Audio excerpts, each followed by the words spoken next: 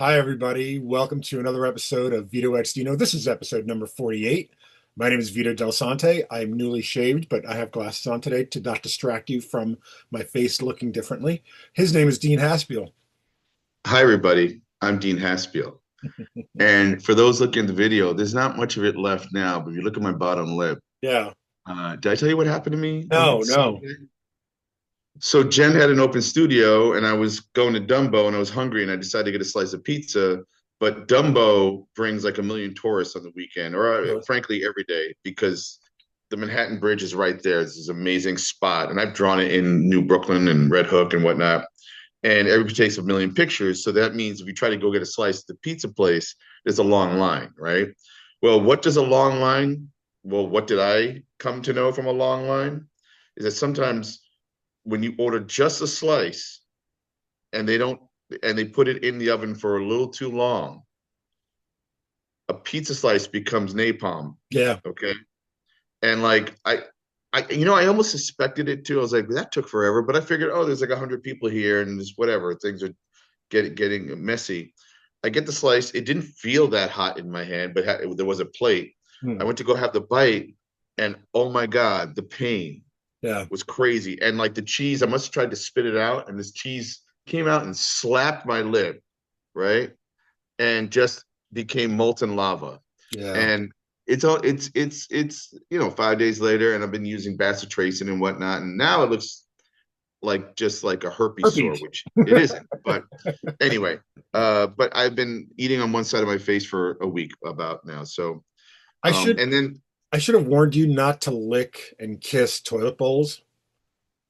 oh, that's how I gain my immunity. Oh, that's a good point. I mean, come on, and Lubrication. especially airports are the best. Good point. But I was going to call you a jerk. Hi. Hi, my name is Dean Haspiel, and you're a jerk, Vito Delsante, because you just like a couple of minutes before us recording, just threw out there a whole big idea on your Substack, and I'm sitting there trying to like read this and catch up and bone up in case we have a conversation about it because it's something that we discovered. Let's say, well, you've been working on this was since 2013. This idea, More or less. I mean, until it right? wasn't until. So let me if those of you that are watching or listening haven't followed my Substack, you should. The links in the show notes, so you know it's easy to find. Um, Dean and I have been talking about like an age of comics that our comics fit into, and pardon my voice. I've had a little cold for a couple of days. I'm still trying to get over it, but not quite there yet. If I sneeze, it'll be loud. I apologize. Um, so we had posited the Axiom Age, and for the past couple of months, I've been trying to figure out how to make the Delsante verse, let's say, fit into an Axia verse. I wanted to kind of move away from the metaverses and the multiverses, stuff like that, and make it kind of bigger, but also more welcoming, more inviting for other people to kind of play into and stuff. And that's so for the past couple of months, I would say this is December now. I'd say since like maybe March or so, I've been trying to work out what the Axiaverse is. What is the Axiaverse, versus, multiverse and stuff like that. So it's been a couple of months, but like the universal structure of the nine realms that I use in my work, that's been around since at least 2013. And because we're discussing it and trying to figure it out, I think one would ask, well, why do you need this at all? Why, I guess Marvel has a multiverse, and what does DC call theirs? I Meta? No. I think it's something like I know that it was a multiverse as well, but they changed it to something else in the wake of Doomsday Clock, and I can't remember what they call it. I can't remember Not what. a metaverse. I almost feel like it's something like that, but Okay. Metaverse is also what Facebook and their Meta Oculus Quest, what they call what. Uh, But think about what it serves. For DC and Marvel, what it serves is to tell other stories with their characters. right, Also, coincidentally, it allows their cinematic universes to hire younger actors and do other story or whatever, have right. branches, right?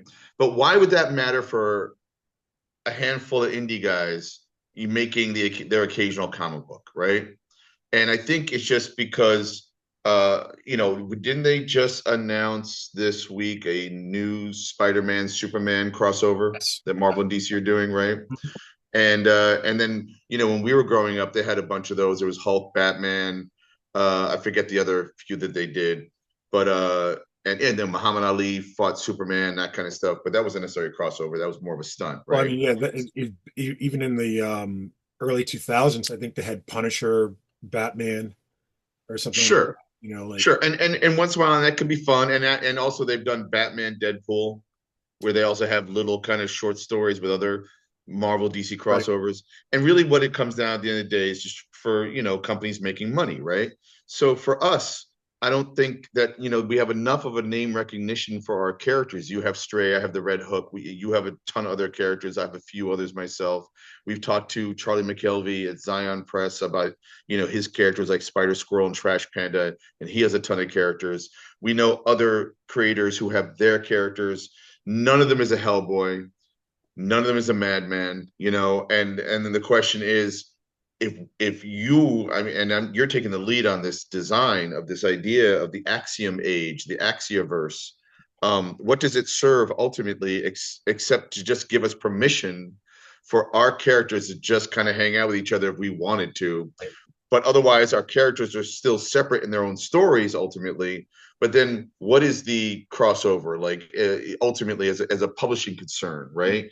And do you declare something like a certain age or a certain universe where you can find these characters? Is that why we're doing it? Why are we thinking about this? And I, I'm asking myself the same question yeah, that I I'm mean, asking. I don't know that we brought it up necessarily when we started bringing it up and started kind of putting it out there a couple of episodes ago, but I think like, and for me, like, I was just like, as you were saying this, I was like, oh, that's a really good idea. Is that whenever we do a thing like that, whenever we do a crossover with each other's characters or with someone else's characters, we should put, like, as a banner on the cover, an Axiom Age book or something like that, just so there's some kind of, not continuity, but some kind of like recognition that, oh, this is a concerted effort to build this thing. And maybe every issue or every time a comic came out that had that kind of badge, let's say it's like a comics code authority, but really what Right. it is it's identifying, oh, guess what, if you like Stray, there's a page inside that says, what is the Axiom Age, or Axiom Universe. And without getting too much into the weeds, of the tree and what it all means and the crossovers, because really it's like you've done all that really cool homework and then you just say what it is in one sentence. You Yeah, know what I'm it's saying? just Like, world building that I like in my Substack. ultimately. You And know, then you could have an advertisement saying, if you like this, you might like these other characters too. Like, in a way, it reminds me of when, was it Dark Horse that got like Chaykin, John Byrne, Mike Mignola, Walt Simonson. It was called Legend, I think. They had a yes, little, yes. they created a little like horse badge or something, that I think Sin City was a part of that as well. probably Frank Miller Sin City, Right. right? So, and I think what it was ultimately was just another way to help sell comics, right? Right, of Like, course. that's what it is. But I feel like the Axiom Age, because again, I was inspired to talk about what age of comics are we in because of Joshua Glenn's Radium Age. Beyond Superman, the Radium Right. Age, and he declared a certain age in a certain era with years and everything. And we talked about this already, but like, in some ways, I think we're veering away from what is our age of cool alternative superhero or creator owned character comics. Like, if I'm doing, you know, uh, I don't know if you've ever done autobio, Vito. Have you? Not quite. And FCHS comes close. all right, I'm gonna bring that up later because of something that you talked about this week. Okay. But I've done it all. I've done superhero, I've done fantasy, crime, horror, sci-fi, autobio, right? But does, like, let's say my Harvey Pekar or Dean Haspiel, would he fit in the Axiom Age? I guess because there are branches that go everywhere, right? That's the idea. Right. But also keep in mind, Dean Haspiel has appeared in both the Red Hook and in the Purple Heart. So Dean Haspiel does actually fit. He does fit. That's right. In fact, I just drew something that's pretty sad. So, that I'm not going to reveal here. That's in a COVID Cop, the new COVID Cop comic I'm working at. But okay, so folks are encouraged who are listening to this or seeing this or both to check out your most recent post. You might have another post by the Yeah, time it's they hear pretty this. obvious. It's called Axiom Age. What is the Axioverse? And again, Right.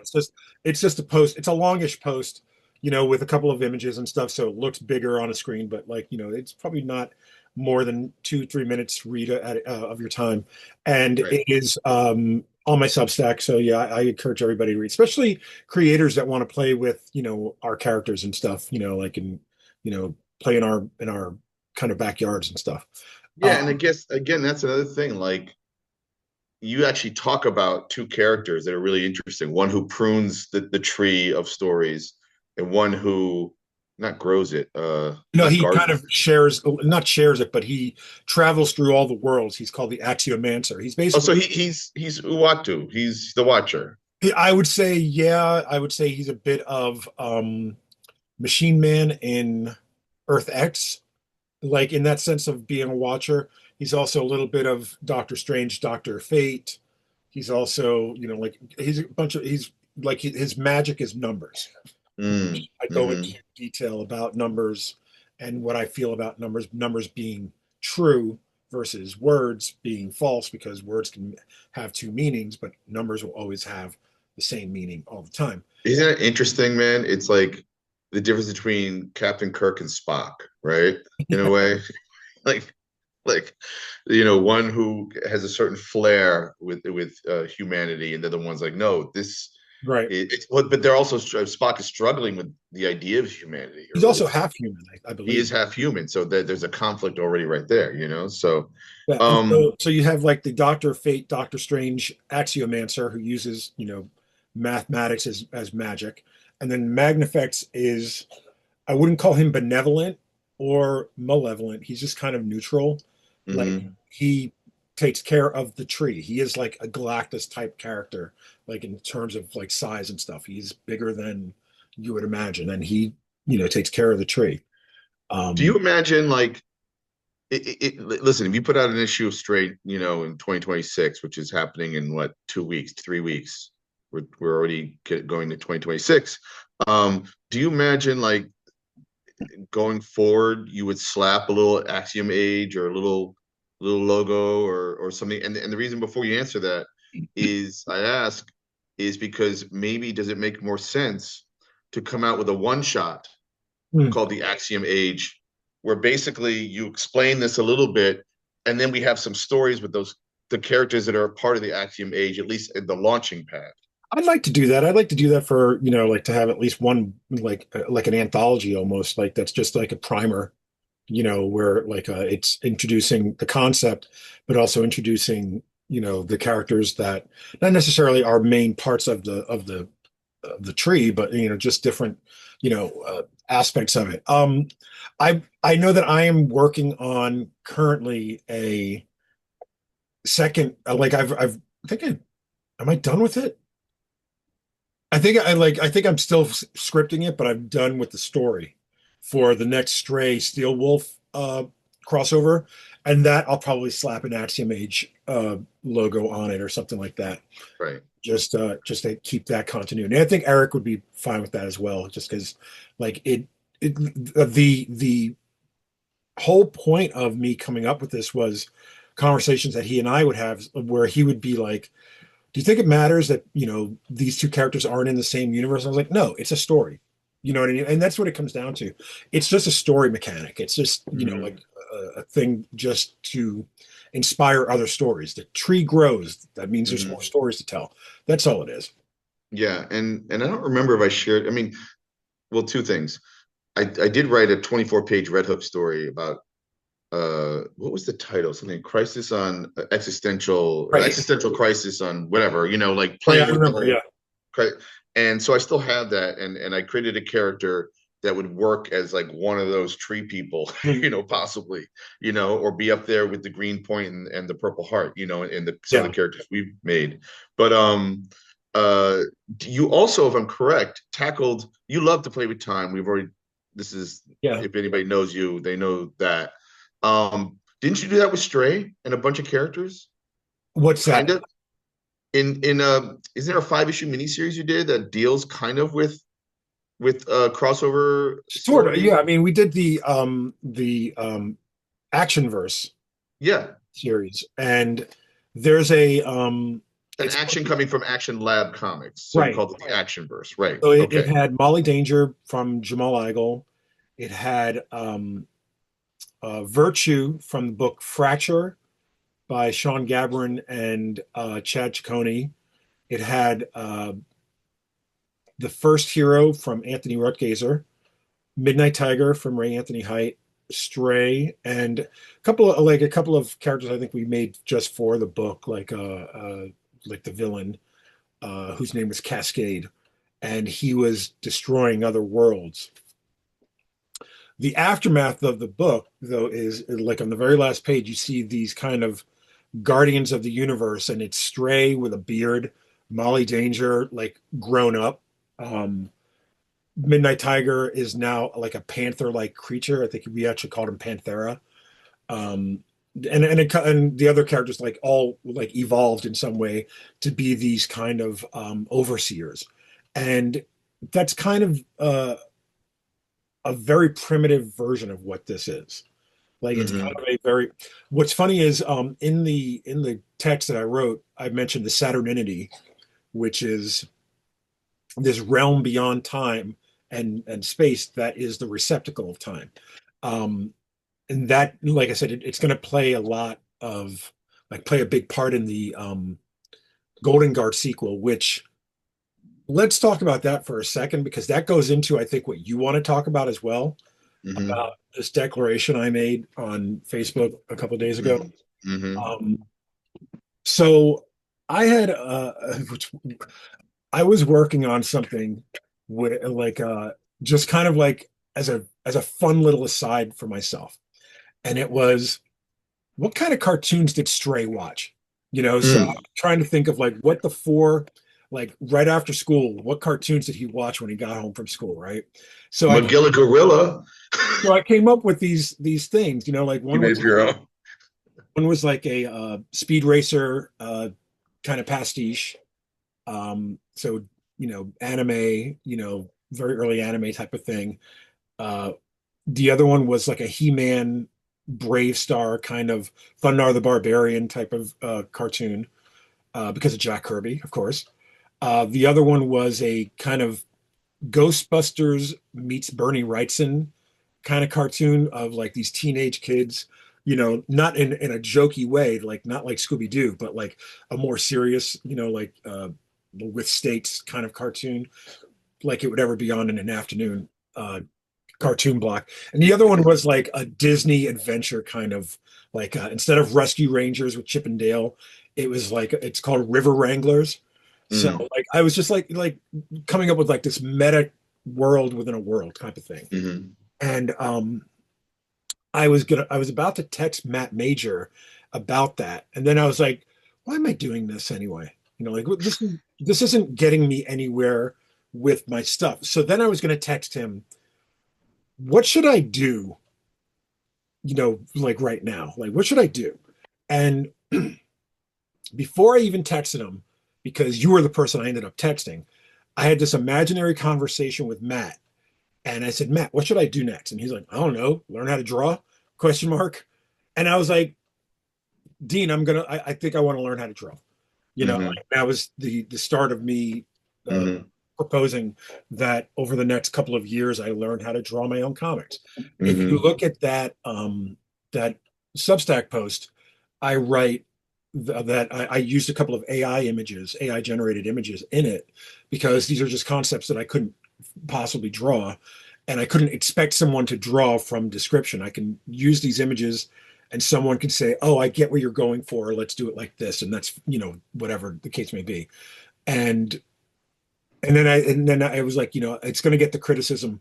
Don't use AI, just learn how to draw. So I'm like, yeah, that's what I'm going to do now. I'm going to try to learn how to draw. And So you, yeah, I was yeah, gonna say you texted me. In fact, I have a list here of things I want to talk about. But do you see what's written in red here? Vito wants to draw comics. um, so you texted me, and I was like, shut the front door, like, Yeah, you know. I could read the text exactly, but yeah, that's basically it. And basically, I was like, yeah, man, of course. And then you posted online, and then Kari gave a good tip. Kari Randolph, our former student mate, who lives in Austria now, um, he recommended you pick up How to Draw Comics the Marvel Way, which I would have recommended. I mean, that's a go-to for everybody, right? In fact, I ordered you a copy. You should be getting it on Yeah. Monday. Thank you very much. I appreciate that because So as you asked me for my address, you interrupted me from ordering it like literally there interrupted you me. go. There When you you go. said, "What's your address?" I was like, "He's definitely getting me this book, isn't he?" That's right. And I was like, "Yeah." There you go. So thank you. But I'll tell you, the book is one of the best books ever, and there are other books. And Jen, my girlfriend, who's a painter, also continues to study and learn how to draw. And you know, she does landscapes and kind of abstracts, and is a fine artist, right? So she doesn't adhere to any of the rules of comics. You know, although she draws whimsy stuff as well. You know, it's kind of intimidating too because it's like you have a master like John Buscema, you know, laying it all down, man. And it's brilliant stuff. So it's always good to look at.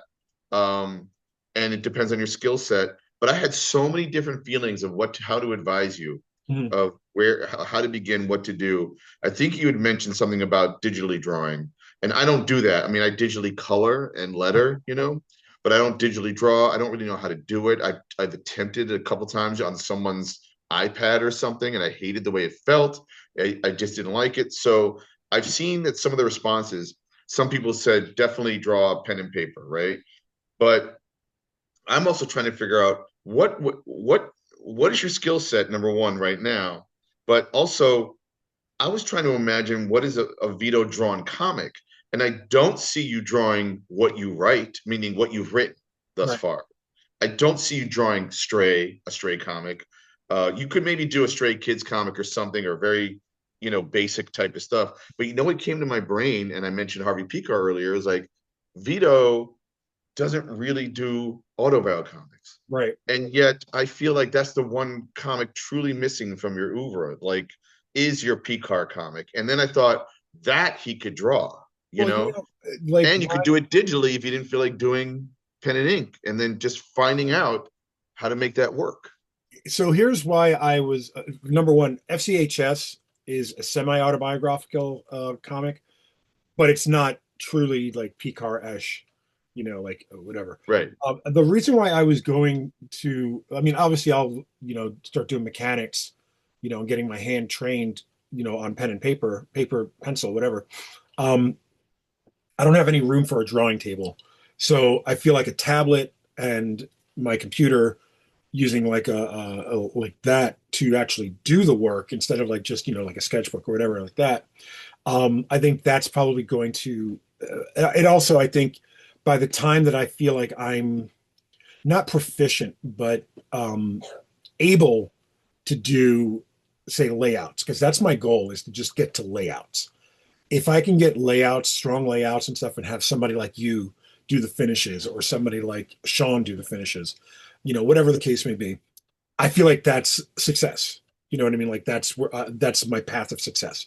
Um, the other thing that what's funny is like I wouldn't draw a stray like you were saying is I was thinking like this the Golden Guard story that I even mentioned in the Substack, like it's got so many different characters in it, and it plays with time, so like you have future versions of characters and stuff, and it's like I almost don't want anyone else to draw that in a sense because I feel like it's heady.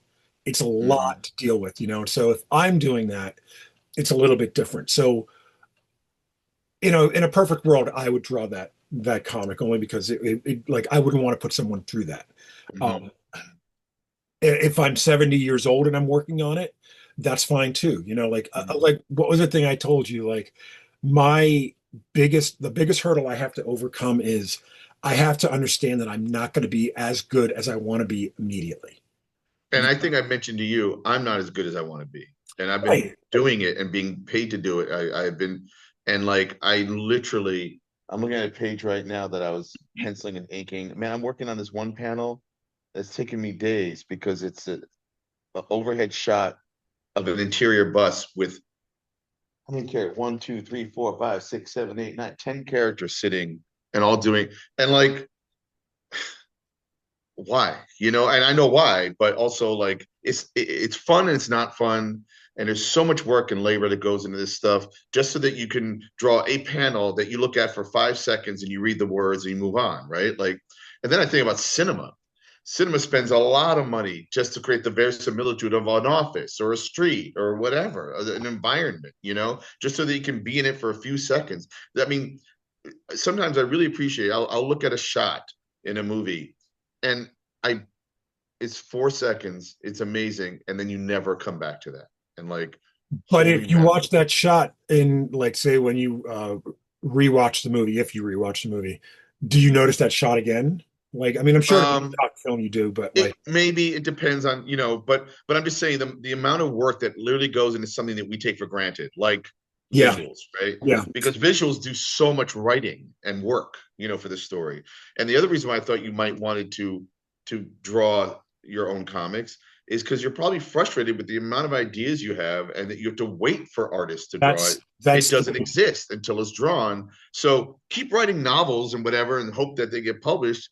But like if you're doing comics, I think you absolutely need to do, even if it was a 4 panel gag strip Hmm. of like ball-headed Vito, with glasses. You come up with a character design. And in fact, I would love for you to do an exercise, and I wouldn't do it on our podcast, Huh. but there's a thing that Josh Neufeld taught me that might have come from Linda Berry. I don't remember, because she has a lot of great exercises. But try this out, and maybe this will be a Substack post. Okay. So take a picture of your face, okay? Whether you're making an expression or not, whatever. And take a piece of paper, right? And split it into 4 quadrants. So one line down from top to bottom and one line in the middle from left to right. So you have four, quadrants, right? And then on the top, write 2 minutes on the upper left corner one, the first one. And take 2 minutes to draw your face. Okay. The next one is 1 minute to the right. Now you have 1 minute to draw your face. Then the third one is 30 seconds, and the last one is 15 seconds. Okay. Watch what happens. You will come, and you'll do this a bunch of times. You will arrive at like a quick drawing of Vito. Like a Like shorthand. what is essentially Vito? What's the Hmm. shorthand Vito? And you can finesse that, and you can keep trying that over and over or find out what it is. But you got a nose, 2 eyes, and a mouth. Like so does everybody. So Right. what does yours look like? What's That kind of thing. That's cartooning right there. Yeah, I used to have a sketchbook that I would draw in, and I would like I have it somewhere.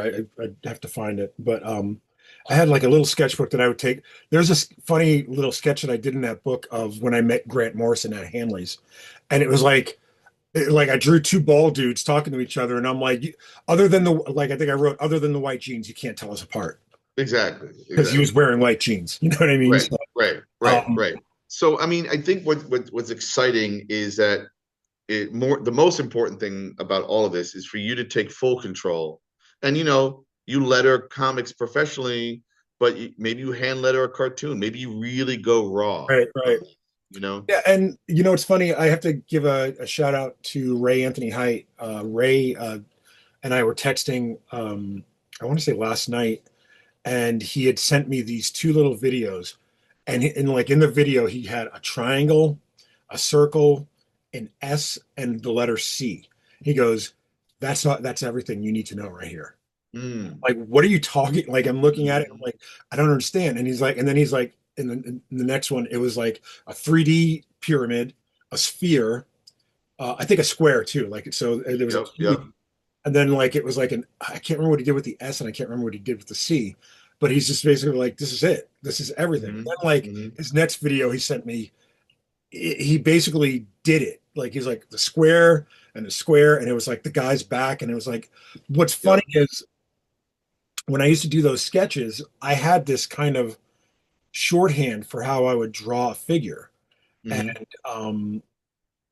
I never bothered with the bottom half because it was like Whitney's Hmm. cartoons Hmm. almost. It was Hmm. just like, it was a head, two hands, and a chest, and like, and Right.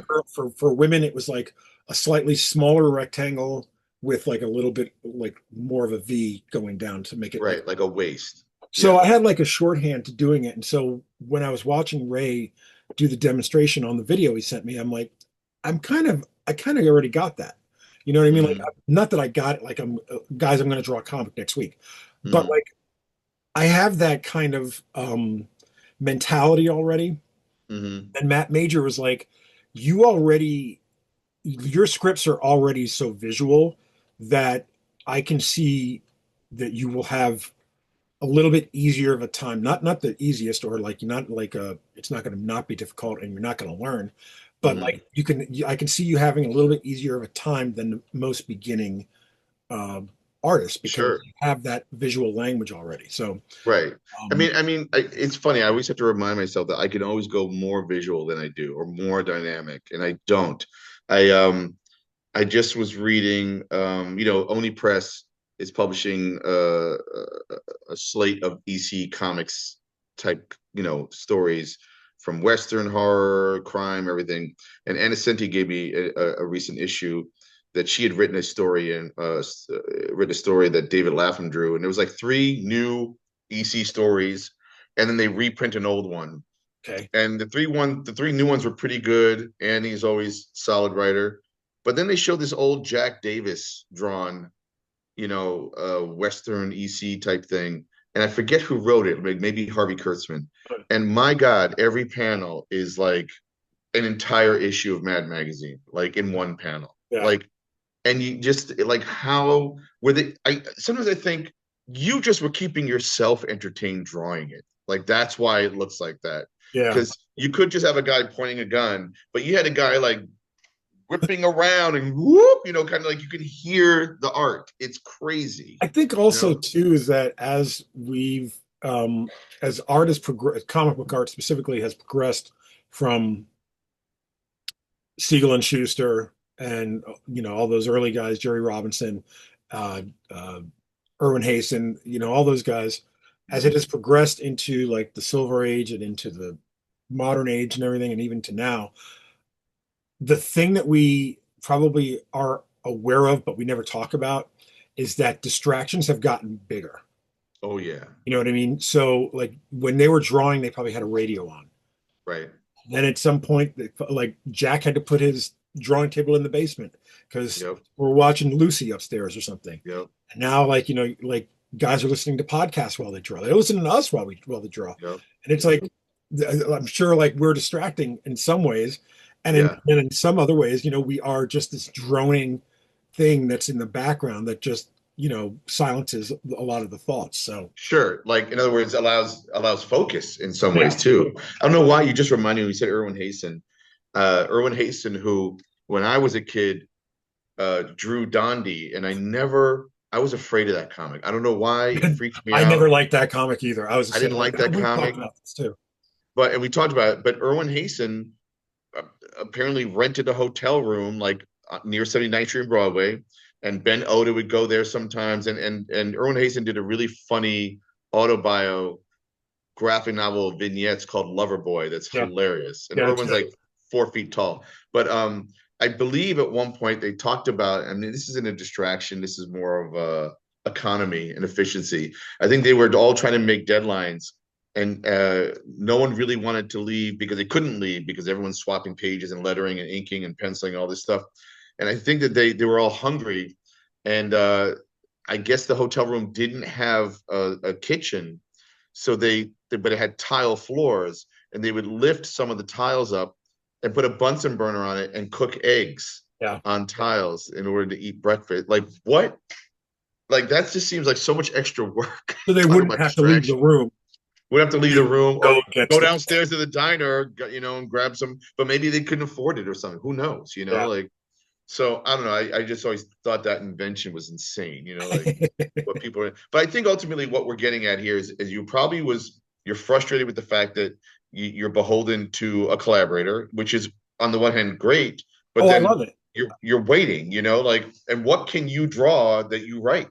And I think, It's not even the waiting part. It's mhm, because I mean that's part of it, but the biggest part is it costs money Yeah. And like, and not to say that me sitting down um, on my days off doesn't cost money, because it all costs money, Mm-hmm. but it costs considerably less than paying, X amount of money for a page rate, and and again, like, it's not anything against any of the guys that I work with, or, any of the people that I want to work with. I'm always willing to pay. It's just, you know, I don't make a lot of money, you know what I mean? Nope. And I don't make a Nope. lot of money making comics on top of that. So this isn't a method of me to cut out the middleman. It's just a method of, it is probably going to cost me less to do this, to learn, than it is for me to, like, even if it takes 7 years, 8 years, 10 years, it's still going to cost me less per year than Dude, it. by summer, I expect, listen, this is my advice to you because again, trying to draw, oddly enough, it's easier for me to draw superheroes fighting in midair than it is having two people talk to each other at a water cooler. Right.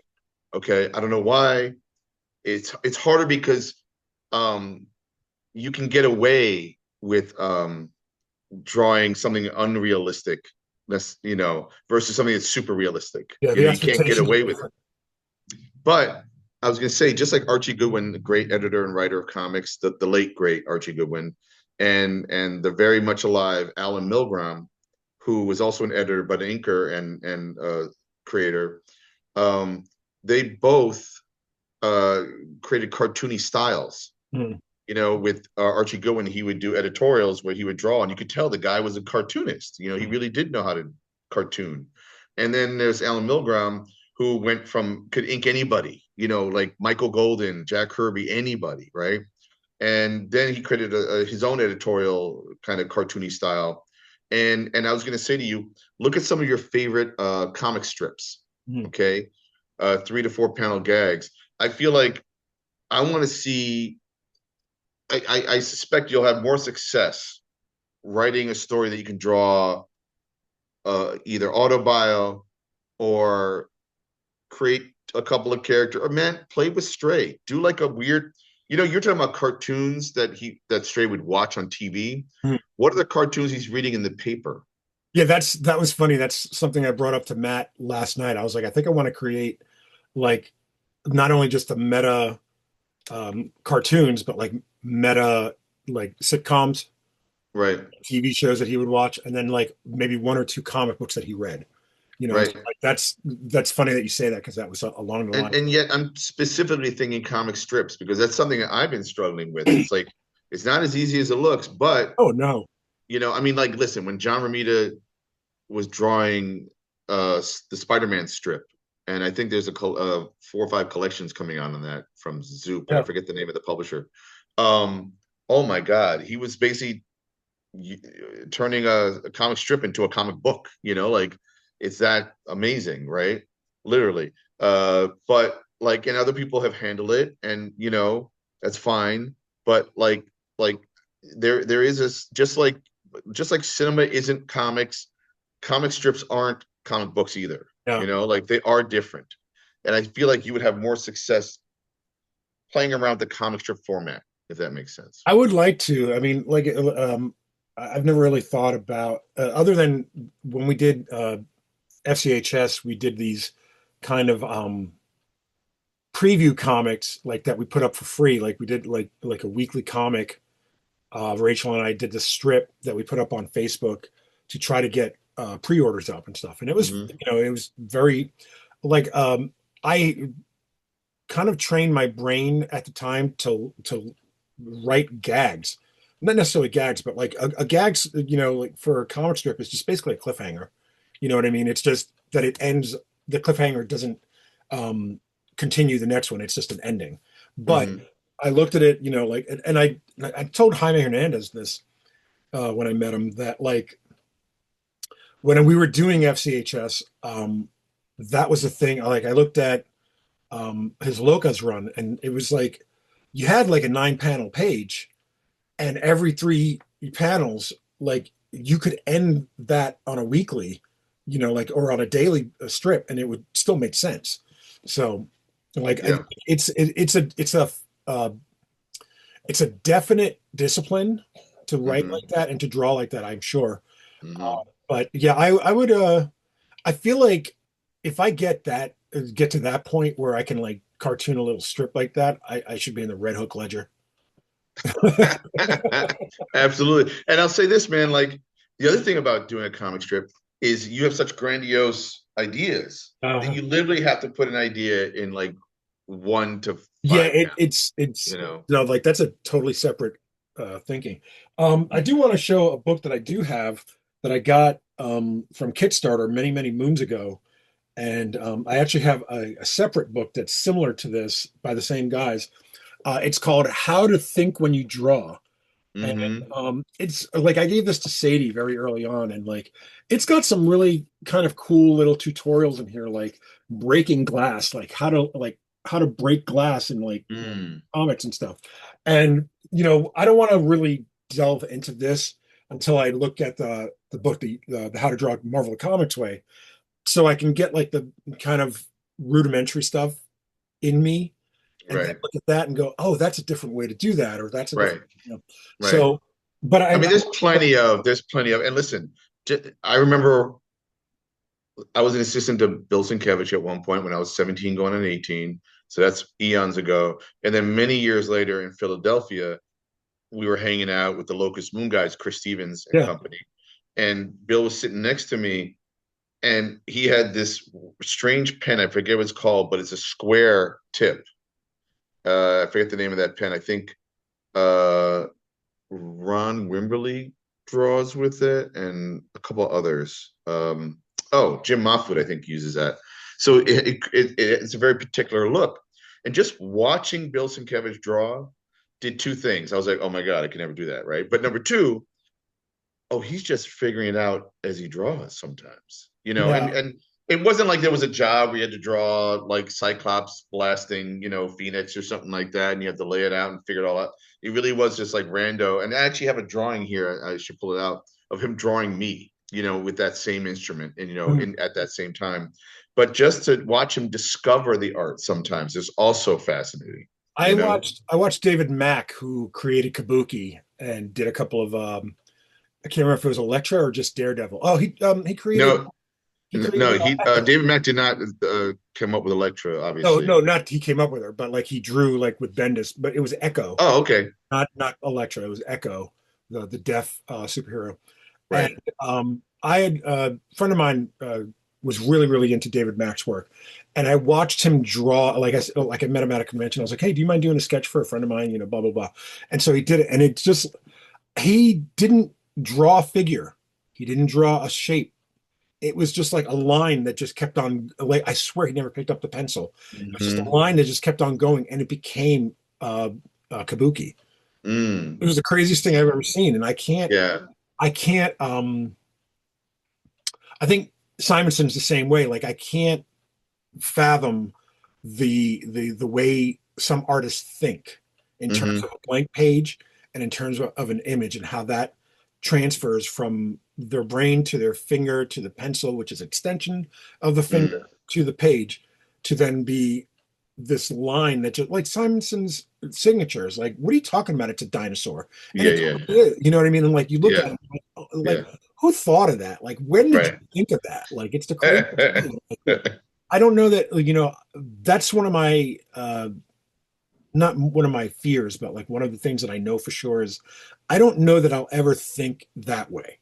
Hmm. Be able to look at something and just go, oh, it's translated like a cat or something like that, and just like, Hmm. like, but um again, my whole goal is to just be proficient enough to draw layout so that somebody can make me look good afterwards. Or listen, my goal, and I might do it with something I've written, like a play or something, and we discussed this in the past as well, is to do a more elaborate version of my layouts Mhm. and let those be my finishes. Like, do you know how many times I've looked at your layouts and go, that could be the comic? Right. And Right. I've said that to you. Gus Right. Vasquez is a friend of ours. He posts these like really charcoal pencilish, like really Yep. heavy pencilish sketches, and I'm like, I'd read that book. Exactly. And I Just know let. you're just doing this just Yeah. to screw around and just maybe keep your skills up or whatever, but like I Yeah. read that book, like I No, don't. agreed. Agreed. And the problem is that how many people would pick up that book because it looks quote unfinished or Right. it looks like a layout art or something. But I think that some of us have to crack that and the story has to be good enough to allow it. Let's Sure, put it that sure. way. Yeah, You know, absolutely. Always. Like it's always in service of the story anyway. it's in But service of the story. I and like I just want to get that proficient, not good. I just want to be Right. proficient enough to do layouts and just and have somebody like you go, that panel works. That panel, Right. I can see what you're trying to do in that panel. Try this instead. Right. And like, just get the criticisms from there and then be able to edit on the fly. Yeah, I mean, I had a meeting with the and I'm not trying to jinx it here, but I had a meeting with a few higher ups at the Art Students League about teaching comics at the Art Students League with the people who are doing that the last few years. And one of the things we're talking about is me doing a workshop about doing layouts, right? Because I said one of the things that it's an atelier place where it's all about the art, Hmm. and I wanted to really impress upon the fact that, and they do this as well, and they agreed that I want them to understand that in comics, their art is story, it is writing. So let's talk about the writing of your art, if that makes sense. Like how are you writing with your art? Right. How is this story? And as you know, that's the thing that's most important to me in terms of the process of making these things. But I do think don't if you can, don't have any expectations. Like if you think this is how I draw, no, you don't draw. No, I Like don't, this is how I I draw. think, I mean, I have an idea of how I draw, but my hope going in is to refine it, not get better, but refine it to the point where I'm happy with it. And have fun with it. Just be Yeah. goofy. Whatever. If you decide I like to draw giant nostrils on every character, whatever. I don't know. Like I, that's your I problem. do feel like what I should do, and this is probably foolish, but what I should do is kind of learn how to draw cars and horses and babies, and Oh then my be like God. that guy, be the guy that just draws You're the babies and guy. horses that are driving cars or something. Oh my God. No, but for some reason I see you going the Michael Bendis, Brian Michael Yeah, Bendis yeah, route yeah. because he used to draw his stories, and I think he's had a kind of a minimal approach, and I think that if that's my instinct is where you're going to be like going in that direction. Yeah, if I can somehow find the path that splits Bendis and Rich Tomaso, because I've said Hmm. before, I adore Rich Tomaso's work. I think it looks so clean and so not easy, but so like it's so everything I love about a comic book. Same thing with Dan Clowes. Like it's got that. It's just so like it almost looks effortless. Do you know what I mean? And like I And those guys are stylized while looking effortless. And then absolutely there's like a Jaime Hernandez. But here's a dirty little secret, and this was a criticism leveled at Josh Neufeld once, because Josh Neufeld likes to draw cartoony in a cartoony way, as do I. But he also drew like these characters that look like Marshmallow Men, right? At some point, and that was just like a different project he was working on. But I remember somebody saying something like, "Oh, your bodies don't have bones in them." And I always remember that criticism, like, oh, I get it. Like you can draw someone standing, but they look like they're too floppy or weird. Unless yeah, it's a yeah. really good floppy drawing, I can understand like, oh, how are they standing? How are they doing anything? And like, and like, but then look at John Romita Jr., who literally draws like a heavy foot Yeah, standing, and he draws gravity, yeah. and that's the hardest thing to do is to draw weight, and not that I'm asking you to do that and go crazy, but I did think it was funny, like that body has no bones in it, Yeah, like that's great. I just want to be able to like if he's drawing gravity and weight, I want to draw like whatever the equivalent of a Noel Coward, Rex Harrison play. Like these like very light-footed Englishmen. sure, sure, sure, But just twee like these little guys that kind of like tiptoes in and yeah, All right, I Well, have. thank you very much, and I thank you for the encouragement, and thank you Oh, of everybody. course. That's been very encouraging so far. I haven't started doing anything. Like I'm literally going to start as soon as the book comes in. I'm not even going to wait till the new year because I don't want it to be a resolution. I want it to be like a Yeah, lifestyle. practice. A practice, and actually, draw real life, draw your family, even if it looks bad, it doesn't matter. Yeah. Draw, if you feel like going to a life drawing class, why not? You know, like Yeah, there's one there's a around. couple of options that I'm starting to look at just in terms of that. But again, Draw a microwave, draw whatever. But do that little exercise I said where you draw your face four yeah, I'm times. going to try that, and hopefully I'll either post it on Substack or I think that'd be really cool. text it to you just by yourself.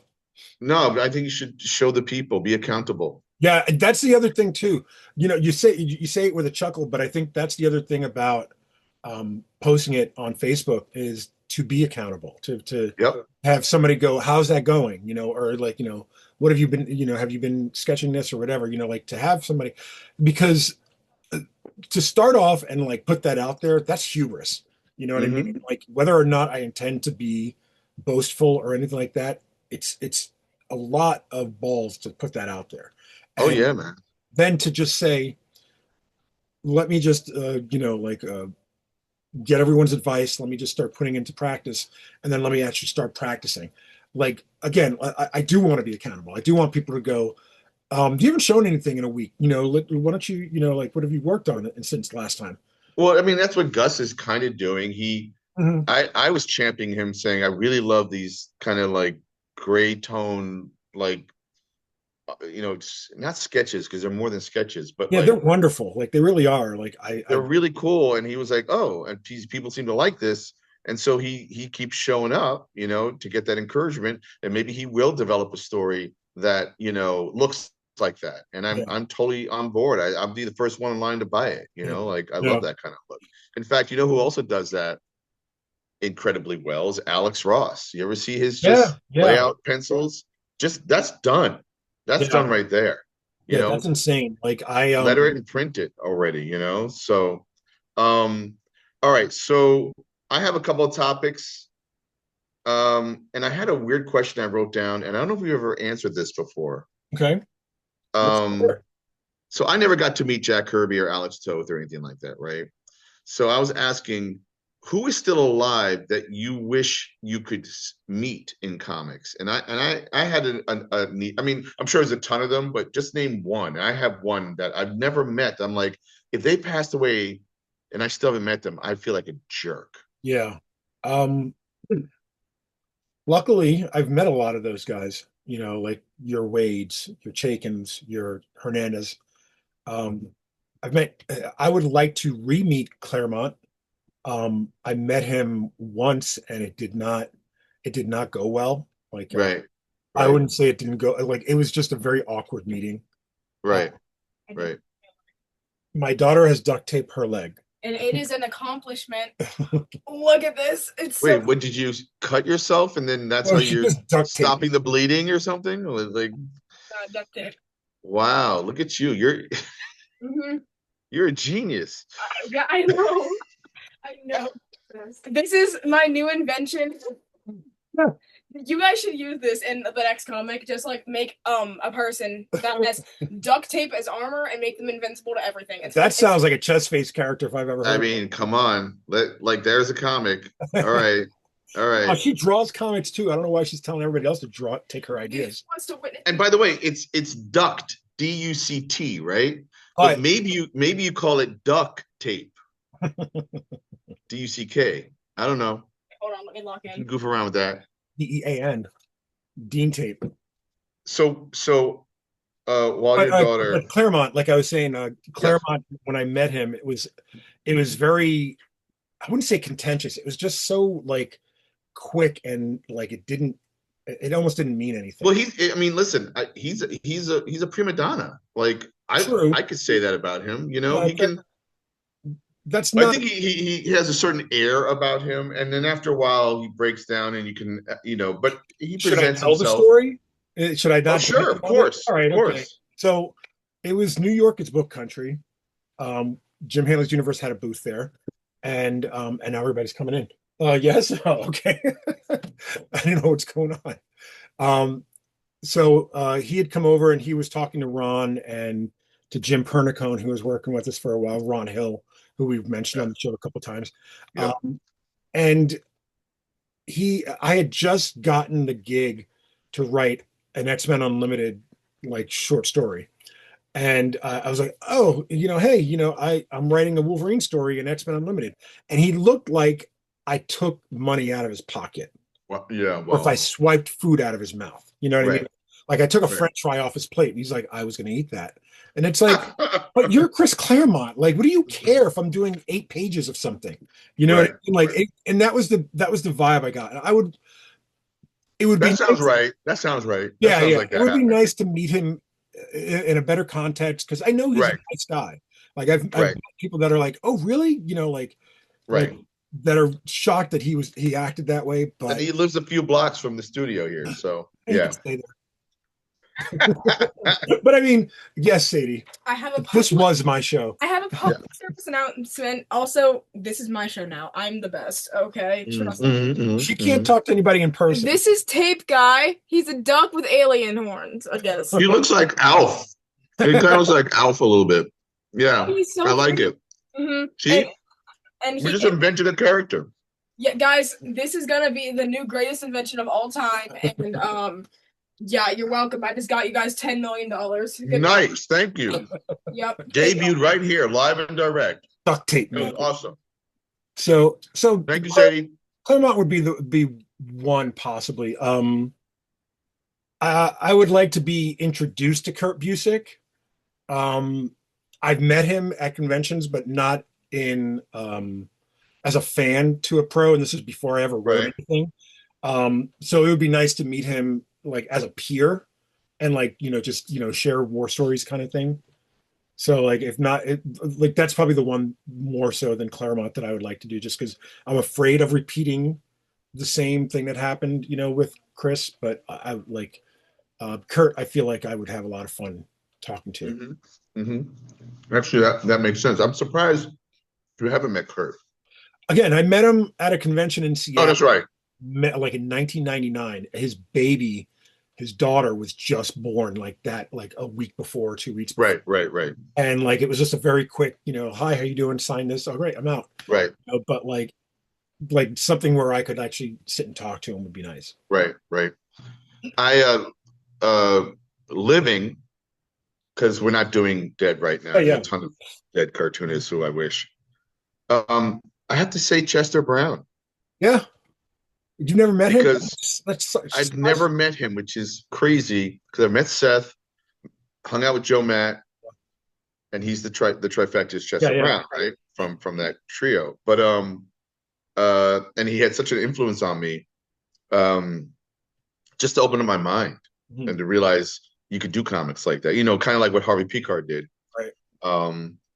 When you're introduced to comics, it is one way. You think, oh, that's what comics are, and then you notice a Mad magazine. You're like, oh, that's funny. I guess you're doing parodies and jokes, but that's off center. And in fact, I really wasn't a heavy metal guy growing up.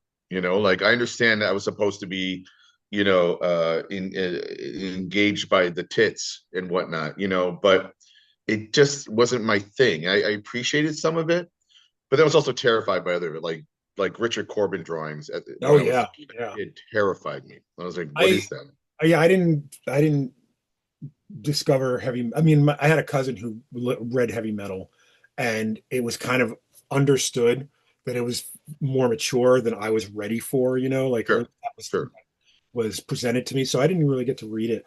But I read magazine all the time. But in some ways, heavy metal, you need to be truly immature to appreciate it. I agree. That's why I'm like, yeah. That's why I was like, so when I was quote old enough, I was like,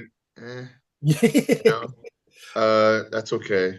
But Chester Brown, who did Yummy Fur and a slew of other comics and has done Autobio as well. I mean, the guy, and he actually abandoned a series that I was following about language, basically about how language works. Really interesting, great cartoonist, and I'm sure he's freaky deaky, but hey, that's what his comics are, right? So I would love to shake his hand and say thank you, Chester Brown. Yeah. All right, so I have three little news type items, but did you want to do humanoids? Yeah, because we just mentioned heavy metal. Yeah. So humanoids, they're either bankrupt or they're not. I mean, they're going to bankrupt proceedings, and they're running a Kickstarter for Jodorowsky and Gabriel Rodriguez collection, which looks awesome. I should say, I'm hesitant to throw money at it because I don't know where that money's going, But it looks amazing. I would totally back it otherwise. But my the thing that I was reading Heidi McDonald's um, write up on both. Like they're going bankrupt and then they're also running this Kickstarter, and it's on the beat if you guys are interested. And the thing that I got out of it is that I think somewhere along the line, humanoids lost their identity. And that's really what I don't really want to go into like money and proceedings and who owes who what and everything. That's for a court to decide, I guess, or for the court of public opinion to litigate. But just looking at the fact that they were trying to make moves in the like uh media sphere, like in film and TV and whatnot, and kind of create projects for those different media, transmedia aspects. Um, it feels like they just lost who they were. I think the Jodorowsky project is more of a humanoids project than any of the other stuff that they mentioned is. But Jodorowsky's 96 years old. He's not going to be around forever. You either have to discover new stuff or you have to become the guys like I forget which publisher does this, but that just do reprints of all your older stuff and just keep putting that stuff, keeping that stuff in the book markets and in the direct market, and just keep your backlist up and just make your money that way. Well, just like humanoids, who were the original publishers of Metal Hurlant, which is heavy metal, correct? Yes. So to me, that's what humanoids is mostly famous for. But they also worked with a lot of authors and artists who created that brand, let's call it, right? By the work created the brand. So at one point, those were new writers and artists, right? Basically. And Humanoids was the publisher to put that stuff out there. So I don't blame a publisher in terms of identity, wanting to find the new Richard Corbins and Jodorowskis and whoever else. I don't think they've necessarily found that, and it's just things shift and change. And when you first proposed the idea of talking about humanoids and the whole, I think they owe $17 million or something, and then they're doing a Kickstarter as well, which is like, and you know what? My initial reaction was like, I don't fucking care. Who gives a shit? Yeah. And I mean that as a publisher, go fuck yourself. I don't care. Like, I'm getting sick and tired of a lot of publishers right now, Yeah. because I feel like they're all pyramid schemes. They all work with each other between publisher and retailer and reviewer and distributor and store. Like, I respect it because that's how I got my comics. Yeah, but now that I know the business, I don't know if it works anymore. And it Heidi feels like was there's a whole talking bunch of about liars out there. Heidi was talking about shell companies and like companies within companies, Right. humanoids A, B, and C, like not necessarily A, B, and C, but like it was just like, how do you lose the plot so quickly? You know what I mean? Right. Like, And then so going back to the idea of identity, like at this point, a publisher might start off with being like, I want to publish these kind of comics, right? And then they start making money at the ones that sell, and they want to make more of those. And then that becomes a trend that just falls out of favor. And then you're trying to figure out, well, what's the next thing if we're going to stay being a publisher? I imagine that's what they go through, right? well, And it's the same thing with Hollywood, and we'll get to that in a second. But in terms of identity, I don't even know. Like, again, I'm joking that it's a certain kind of immaturity, says the clown that's still 12 years old at heart. But it did make me think, because we're talking about identity with Axiom. Like, I don't know what necessarily the identity of that is, because it just could be Vito and his friends, right? I mean, the Axiom age. I really don't want it to be. I want it to be more than that, but yeah, sure. I mean, it starts off like that, right? And like, who's allowed into the club type of thing, and actually at one point Activate might have had an identity. I mean, it was a variety of comics. I mean, like, is that an identity? I don't know, you know? Well, I So was going to bring up Speakeasy Comics, which we both worked for at one point, and it's open. I have to go to the bathroom and say I wish you had a microphone that you could direct. Welcome to the You had a bathroom. directional microphone. What's up, man? Welcome to the bathroom. As Is we this said, one or two? just ignore me. we will. Is Just it number one or number two? we'll find out. Oh It's boy. number one. Okay, so Okay. Speakeasy, the criticism that they got at the time that they went under was they expanded too quickly, too fast. You know, like they were putting out more books than they could possibly support, that the market could possibly support. And then you look at Action Lab, which I was associated with not too long ago, and the same criticism was levied at them. Did we have a guest? Oh, he just flushed a toilet. I'm sorry. That's Oh, okay. but you know, and the thing is, those are upstart companies that are, you know, trying to compete in the American market. Humanoids has a specific identity. You saw me a couple minutes ago reach away for something. This is possibly my favorite Humanoids book of all time. You should put it in front of your face because the focus is.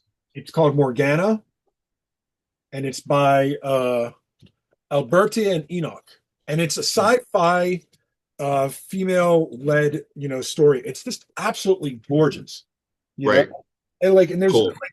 this is what, you know, I would, you know, if you put me in a room and said, pick out the Humanoids book out of these four books, Right. like, or something like that. That's the Right. first I'd, you know, go for. And like I would, Right. you know, again, I've bought this book as gifts for people. Right. How much Right. I love this book. Right. So for you, that's what Humanoids means for you. Yeah. And like for me, I've never worked for Humanoids proper. I did pitch an idea that almost got through when Fabrice Sapolsky was an editor there. And Humanoids USA, though, right?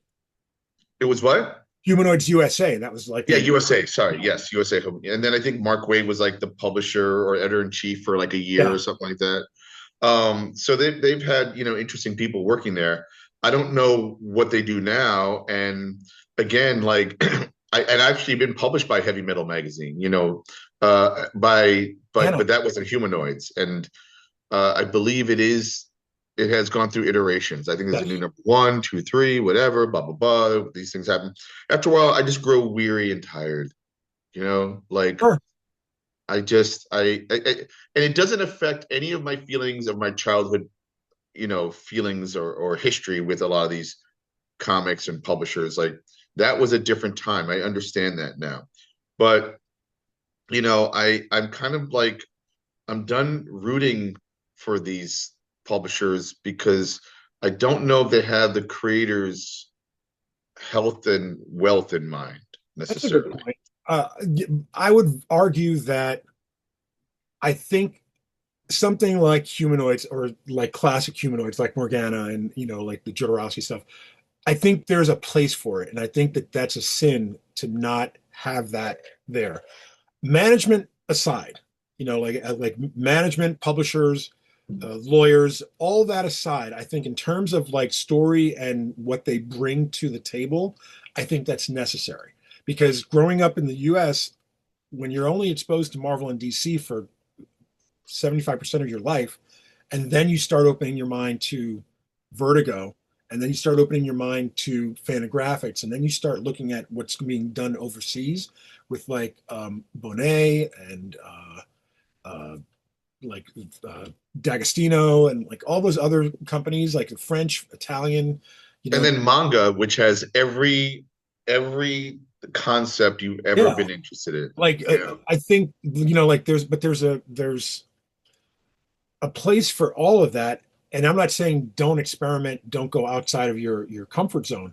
Mm-hmm. But I mean, you got to stay with what brought you to the dance. And it's just, but you know what I'm excited by? And I just happen to have it here.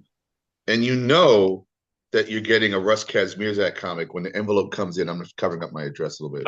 And you're addressed like this, sideways instead of like this. Yeah. And it's his latest issue of Amazing Arizona Comics. Okay. number 56, and this particular issue was his because he does a 24-hour comic, Mm. you know, and this was drawn in 24 hours, meaning the line art was Mm. drawn. Now he cheated in that he actually knew the concept of the story instead of going in cold like he has in Right. the past. There's a lot of splash pages, by the way, which helps. Yes.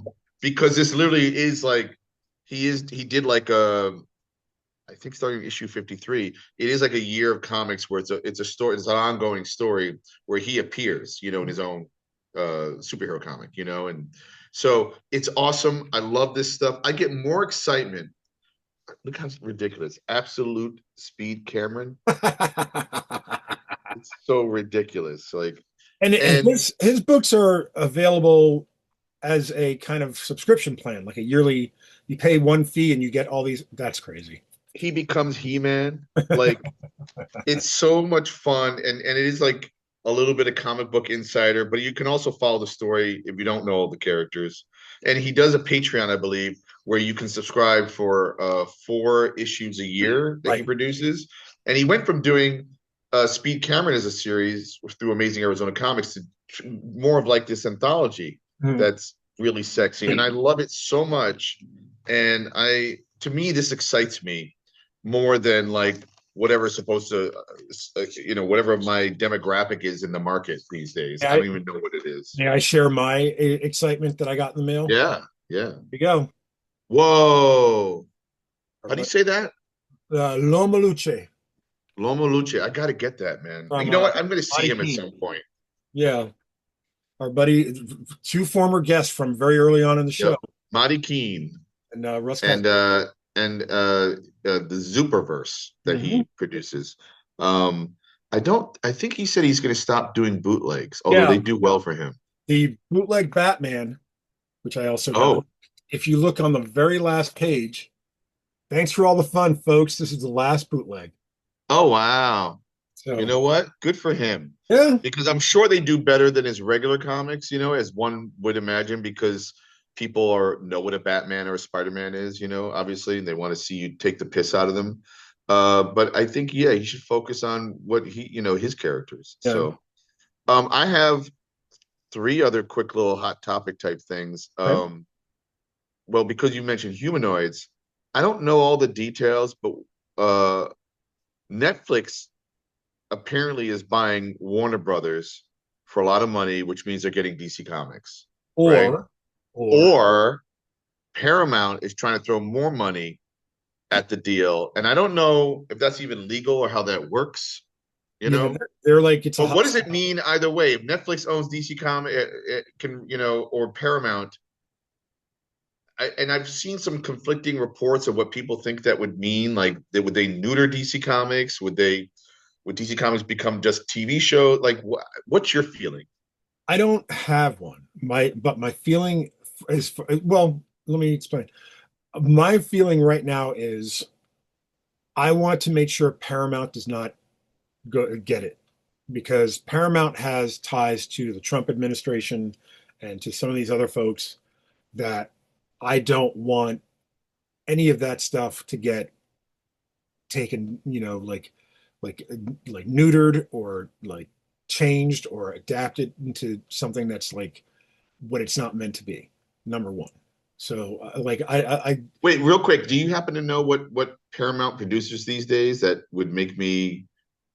Are you watching anything from Paramount? oh Paramount no Television, we're talking about, no, or but they make Yellowstone you know, with it's funny. I really enjoyed Yellowstone, but now I know what you mean. exactly But then he's leaving. Taylor sure Sheridan. yeah, but and maybe that's why because of the inner workings behind it. I don't know for sure, but like Yellowstone and all those Yellowstone spinoffs Yep. are the favorite thing of all these Trump supporters. Right. Right. Like I don't know why. I like the second somebody says, "Do you listen to so and so?" and I'm like, "That guy that does country music and is a racist?" No, I don't. you know, Right. Right. like Right. as soon as I know too much about what you're trying to sell me on, Right. I don't want to know anything about it. Right. So in terms of like um it's like you're damned if you do, damned if you don't. But I'd rather go with the devil I know than the devil I don't. Sure, You know. sure. Although, I mean, not that this is part of the conversation, but I always try to be open to all points of views just to understand as a writer and a human being, you know.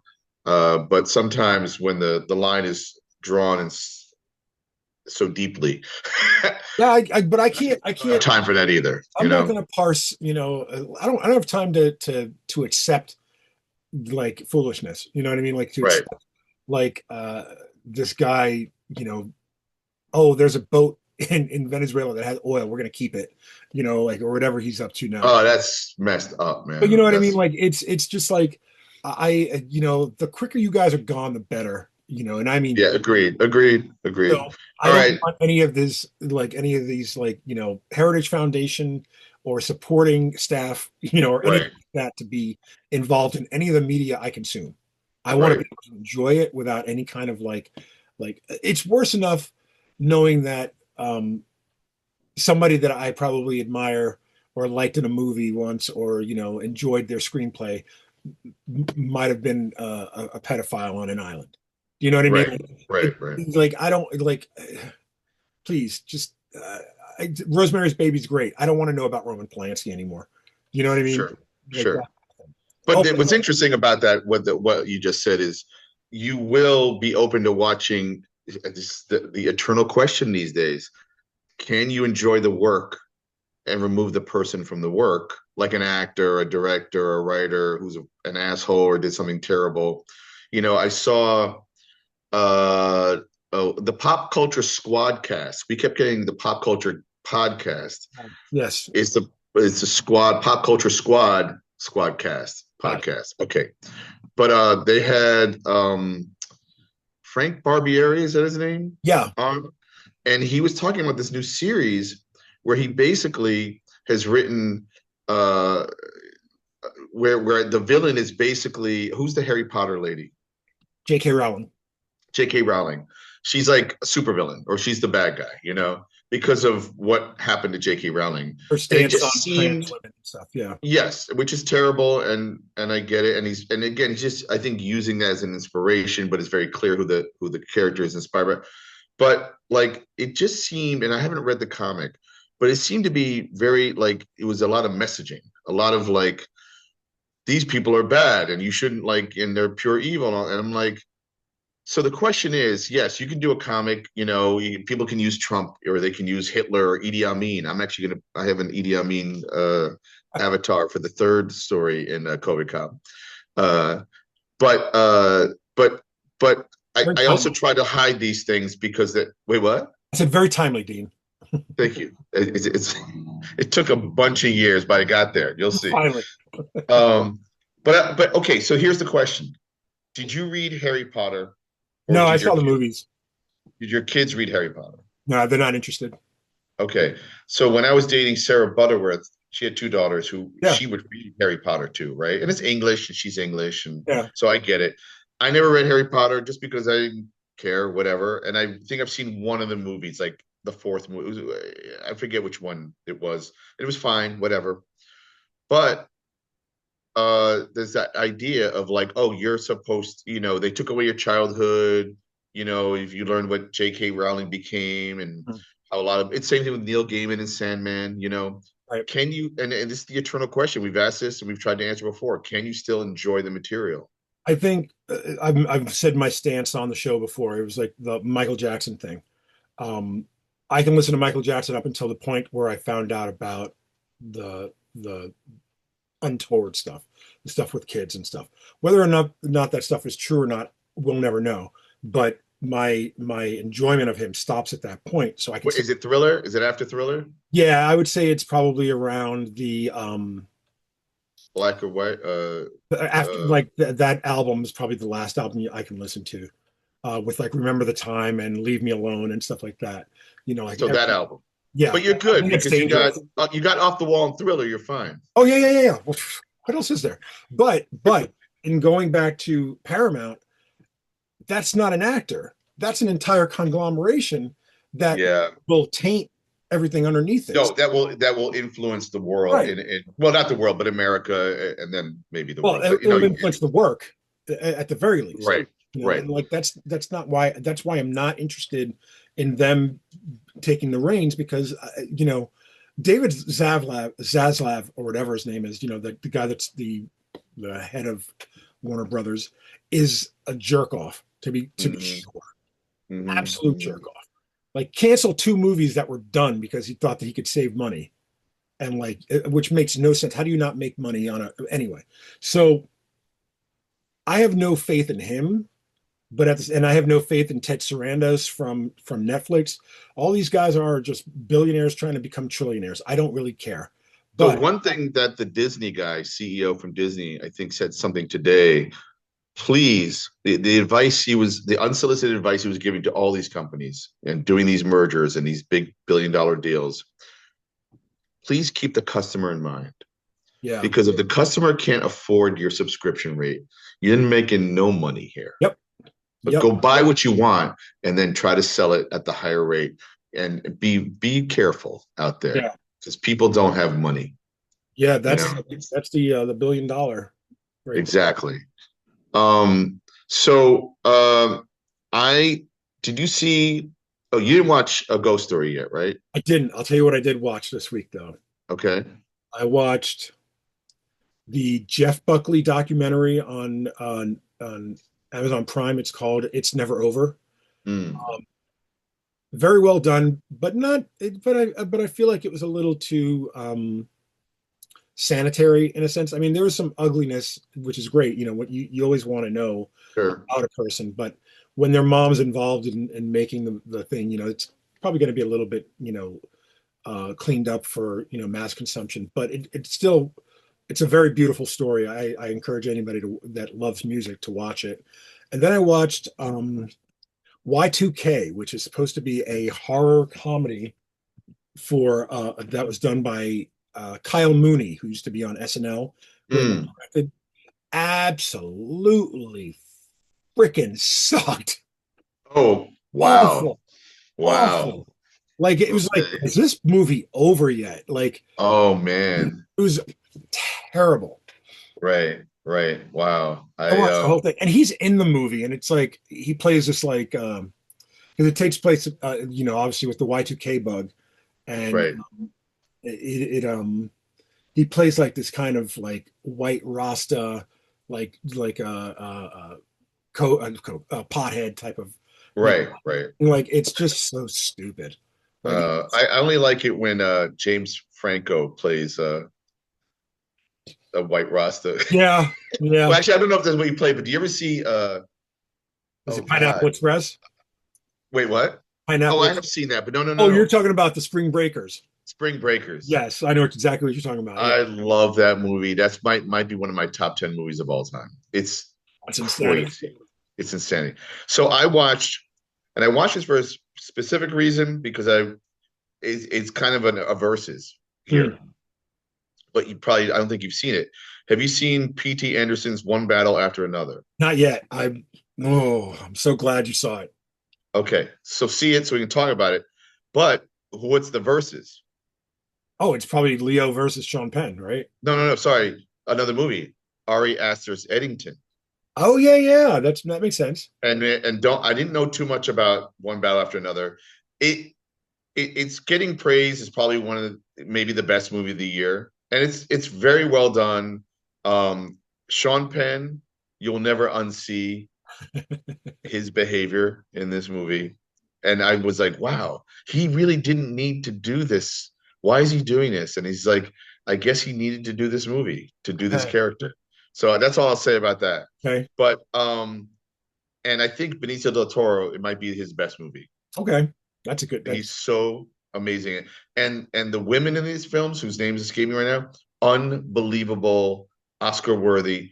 DiCaprio's great.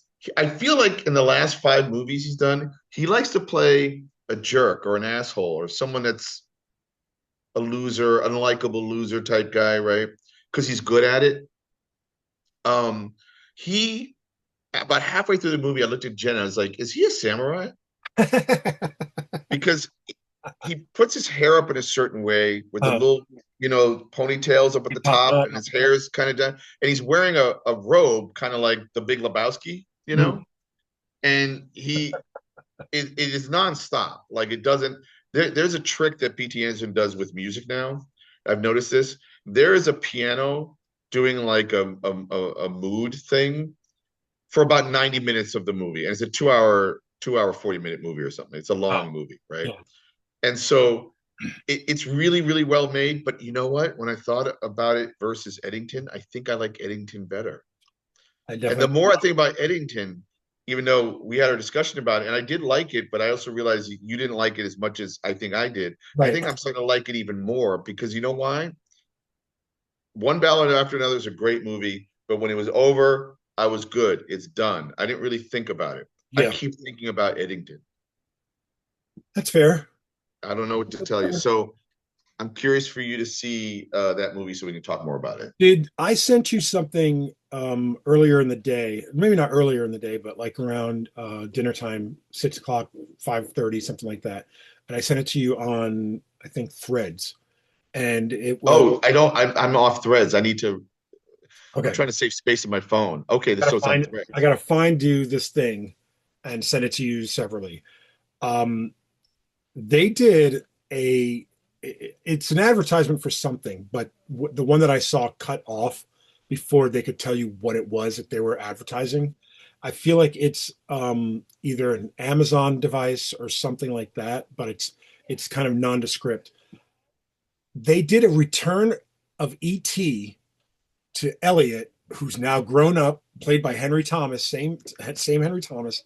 He's married, he has 2 kids, and ET comes back to visit him. And I swear to you, Dean, I almost started bawling. It is, Oh, and Spielberg was involved in making it. Like I don't think he oh, directed it, but I wow, think he wrote it, or he oversaw the scripting of it, or something like that. wow. So it's maybe about 3 minutes long, which is a long commercial, but like Yeah, it's a yeah. commercial for something. But it is just It's absolutely, for a phone, dude. It has to be for a you know phone. what I mean? Like it's so well made and so like it touches. And I haven't watched the movie E.T. since I saw it in the theater in Right, 1980, whatever, right, So I mean, and like I don't have a nostalgic bone for it. I think I saw it more than at the time, like before like DVDs and streaming and everything became a thing, and you would watch something over and over again. I probably saw it 3 times in the movie theater, which is more than I had ever seen a movie at that point. Like in a movie theater, because every time some adult was watching us, they were like, "Do you want to go see ET?" So they just took it. right, It right, was just like an easy thing on Staten Island at the time. There was like 5 movie theaters, so right, I saw it in like three different movie theaters. Like in right, the span of like a month. And I'm sure I loved it as a kid, but as you grow up, it's just like it's kind of a kid's movie. And then they took right, the guns out and they put the walkie talkies in, like to make right, it less violent or whatever. And it's just like it's so stupid. Why are we doing that? right, And right, so watching it, I'm sitting there going, I don't have any connection to this movie. And then like watching, then as I watch it, I'm like, oh shit, I have every connection to this movie. Here it comes. And I'm like, when is dinner going to be ready? Oh my God. That's amazing. I love I got to that. find it Listen, for you. It's very good. Like I'm all about the feelings, man. It's funny you were mentioning like how many times you see a movie in the theater. There are 2 movies I've seen 4 times in the theater when they came out. let's see, Game of Death with Bruce Lee. No, I don't know. The Cobra with Stallone. No, I'm kidding. I saw that 3 times, which it makes me really stupid. Um, no, the 2 movies I saw 4 times in a month, so I probably went once a week. Wow. Was Alex Cox's Sid and Nancy, Okay. and the other one was John Woo's The Killer with Chow Yun Fat. Yeah, that's funny. I was gonna say it's funny. I said Game of Death, and I was like You were almost there. kind of close. You were Yeah, kind of close. Chinese cinema. And then finally, uh, today I thought there was supposed to be an Avengers Doomsday trailer coming out today. Right. It was supposed to be, but I mean, day's not over yet. Day's not over. And then there was a Supergirl trailer. The Doomsday trailer is supposed to be with what the hell is it? It's some movie that just came out. That's it's just like Avatar. It's supposed to be with Avatar. So if Avatar Oh, a screening okay. or something tonight, it should be like Like maybe it'll be released now while we're Right. talking. But like it's like the only reason to go see Avatar would be this trailer, and they know it. So they're doing some kind of weird marketing thing where they're changing the trailer every week. Oh wow. It's a weird thing, and I'm like, that's the only reason why anybody would go see Avatar is to see this trailer. Right. And Wow. especially if you're changing it once a week or something. It's Right. Right. anyway, but Supergirl, Right. yes. So Supergirl, I don't think my mom listens to this, but when she was young, one of her favorite comics was Superman. I think last week I mentioned that she saw the James Gunn movie and hated it. Yes. That's not my Superman. And I mentioned to her, Mom, you should read All Star Superman, the Grant Morrison, Frank Quitely, the Sublime 12 issues. So I I put that book in my cart, and then I saw the Supergirl, and I realized, oh, she should probably read. I haven't read Tom King's. I forget who the artist is. It looks kind of amazing. And I think it was Bill Kisevely. Yes.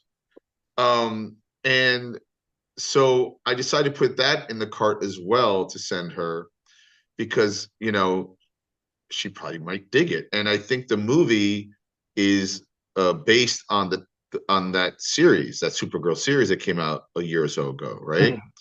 I don't know if Tom King had any hand in the writing of it. I know that he's writing a lot of other stuff. For DC, you mean? Yeah. Well, not only for DC, but for cinema and Yeah, television. yeah. But I meant what James Gunn. For DC, right, proper. And the guy who directed the Supergirl movie is the guy who directed I, Tonya. Yeah. And another great movie, which name escapes me. He's a good director. So I don't know. It's funny. Like even I'm growing a little tired of the superhero bashing kind of stuff, which comes with being a superhero, But she seems to be a really cool actress. I mean, I've never seen her act in anything besides the very end of Superman, James Gunn. I found that trailer to be extremely charming. Cool. And that's it. That's all you got? Well, I had to sneeze, so I had to pause. Mute my thing. But sorry. Right. I didn't want to bless you. Speakers. Very charming, and then a sneeze, followed by a sneeze. But I found that trailer, like, I mean, it's very quick, it's not, but I find her to be charming. Everybody's saying like, oh, it's just James Gunn doing Star-Lord, and it's like James Gunn's not even involved in this, except for being. Well, I'm sure he's involved because he's the head of. But he's the producer. That's it. He didn't write the script. He didn't direct it. Right. Like just because she's wearing a trench coat and headphones. Right. I mean, like it's just it's people just look for any little nitpick. Well, of course. I mean, and I like the poster was like truth, justice, whatever. So it's already. It knows what it wants to be. You know what I mean? It knows what it wants to be. It doesn't want to be Superman, so how do you not be Superman? You go opposite direction. And plus, like it's based on a story that is more fantasy, like in a fantasy, almost Conan the Barbarian, in a futuristic setting. Yeah, like outer space, right? Not futuristic, but yeah, sci-fi. That's what I meant to say. Sci-fi fantasy. And so, she's part of the. Again, I never really followed through on Superman, but she's part of Kandor City, which is what survived the Kryptonian explosion and then became down, literally shrunk down into a bottle, I think, right? Correction. She's from Argo City. Kandor was, shrunk down and everything, yes, as a result of Brainiac. Argo City, in the Silver Age anyway, was bubbled off, which might be that scene that you see in the trailer where there's yeah. I thought that might be because it looked like a bottle, like it could be right. But yeah, no, Argo City was had like some kind of sphere around it or bubble around it. So was it like the people who lived in the Upper East Side, like that could afford a bubble during a disaster? Yes, something like that. Basically. Okay, all right. So is she a little rich kid or something? Might have been. That's funny. Yeah, I don't really know that whole story, so I'll get a sense of it from the movie. And the other thing is this, Vito, you're 52, I'm 58. This movie isn't meant for us. Oh, no, but I'm gonna enjoy it. I'm gonna probably enjoy it, but I mean, like, I can't criticize a movie that's gonna be made hopefully for young women to see, right? I when Wonder Woman came out, I went to see it with my older sister, and my older sister Maria, she was like a big Linda Carter fan. Like, being surrounded by like boys that read comic books, Wonder Woman was her jam. That's why I never read a Wonder Woman comic until like Greg Rucka did it. You know what I mean? Like, just because I was like old enough to be like, Wonder Woman's not just for girls, you idiot. You can read, Right. anybody can read it. Like, so I didn't read a lot of the George Perez Wonder Woman as much as I adore George Perez's work. Right. But my sister, she was, like excited to go see it. So I went to go see it with her, and she enjoyed it, which was great. And I enjoyed it, which was great. Like I don't, even though it's not made for me and it wasn't like I had any skin in that game, like I still can come away with it. Granted, Gal Gadot is not a great actor, but like I was, Patty Jenkins is a fantastic director. I enjoyed it. I like the movie Wonder Woman, but I did remember thinking, I wish we had just stayed on Amazon Island or whatever. Like, I just want to hang out with the ladies, man, and and just watch them. fight German Panzer. Sure, I don't care. Like, stay on the island with all these amazing women. Like, it Yeah, was I unbelievable. and going into Supergirl, like I don't have any, like my Supergirl was killed in Crisis on Infinite Earths. You know what I mean? Like that's like that 12 issue series was my exposure to Supergirl comics. Right, Growing up. So I don't have an affinity for the character, but I don't right, hate her. Like, right. if the worst thing about fandom, and that this goes from like sports to politics, even because when you look at the way politics are run, it's run like a popularity contest. So let's call it fandom. Right. To film, to directors, and all that. The worst part about fandom is you can't freaking enjoy anything for 5 minutes before somebody's talking shit about it. Well, and I hate, like, I understand what a trailer's supposed to do. It's supposed to get people interested and wanting to see the movie and pay for the movie. It's going to come out till June of next year, so. Right. And then it's supposed to also generate conversation. I do wonder sometimes if they put stuff in trailers so that if people absolutely unanimously hate something, they'll be like, I guess we're going to take that out. I don't know. I don't know if that's what they do, you Yeah. know?